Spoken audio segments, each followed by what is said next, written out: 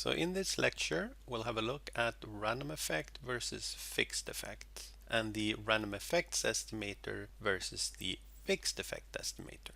So we have the same setup as we had when we looked at the random and fixed effects.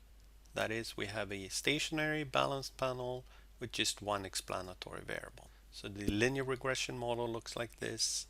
We have a one-way error component model with only individual specific effects. The mu_it error term is nicely behaved. The explanatory variable is exogenous with respect to mu_it. They are homoscedastic and not autocorrelated. Also, we do have at least some individual specific variation over time in the explanatory variable, so the fixed effect estimator is available to us. So remember the difference between random effects and fixed effects. If alpha I is a random individual specific effect, then there cannot be any correlation between alpha I and xit. If there is correlation between them, then alpha I must be a fixed effect. Also, remember that in the fixed effect model, we pull out the individual specific effect and include it in the regression model. So the error term is just a mu_it.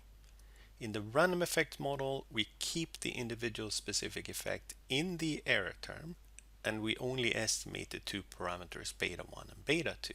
Since the individual specific effects are included in the regression model when we do fixed effect estimation, the interpretation of beta 2 must be the change in the expected value of yit conditionally on the individual specific effects when we change x by 1 unit. On the other hand, for the random effects model and the random effects estimator, we keep the alpha I in the error term. This means that beta 2 must be interpreted as the change in the expected value of y when we increase x by 1 unit, not keeping the individual specific effects constant.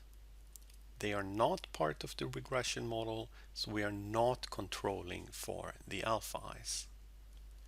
To summarize this, the RE estimator of beta 2 is actually an estimator of the change in the expected value of y conditionally on x when x changes.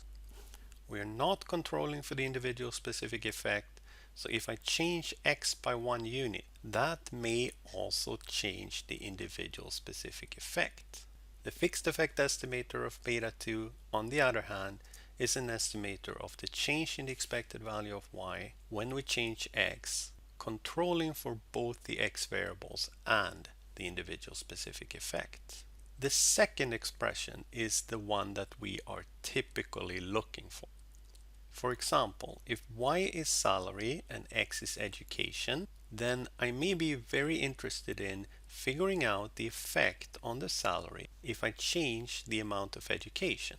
But I want to do it for the same individual.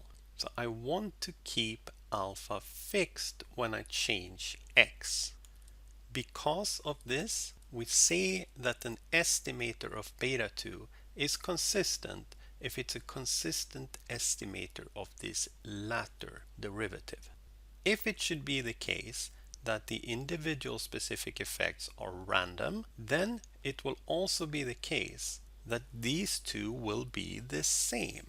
For example, say that x and alpha are independent. Suppose that the level of education is independent of the individual specific effect. Then, if I increase the amount of education, that will then have no effect on the individual specific effect. So it makes no difference if you control for it or if you don't control for it. Since the random effect estimator is a consistent estimator of the second, it will also be a consistent estimator of the first if the individual specific effects are random. The same will be true for the pooled OLS. That means that all of the estimators, pooled OLS, random effects, and fixed effects, will all be a consistent estimator of the change in the expected value of y when we increase x by 1 unit, keeping x and alpha constant. We know from the lecture on the random effects model that the standard error from the pooled OLS will be inconsistent due to the fact that the error terms will not be Gauss-Markov. However, the standard errors from both the random effects estimator and the fixed estimator will be consistent in this case when we have random specific effects. It will also be the case that the random effects estimator will be more efficient than the other two. It may be hugely more efficient than the fixed effect estimator, for example, if you have very little variation over time in your explanatory variables. On the other hand, if you have fixed specific effects, then we know that both the pool OLS and the random effects estimator will be inconsistent estimators of the change in the expected value of y when we change x and we want to control for alpha. The reason is that when we increase x and x is correlated with alpha, we will also change alpha. Say that the level of education is positively correlated with alpha. The random effects estimator, as well as the pooled OLS estimator, will estimate the expected change in y controlling only for x. And if I increase x by 1 unit, I will also change alpha. So what you will estimate with the random effects estimator in this case is actually the combined effect of increasing education by 1 unit and also increasing the individual specific effect by some amount. The fixed effect estimator will be consistent because it does control for the alpha. The difficult question when you're dealing with panel data and you have the error component model is whether you should pick the fixed or the random effects estimator. The basic answer is that when the individual specific effect is correlated with any of the x variables, you should typically go with the fixed effect estimator. If there is no correlation between the individual specific effect and the explanatory variables, then you should go with the random effects estimator since it will be more efficient than the fixed effect.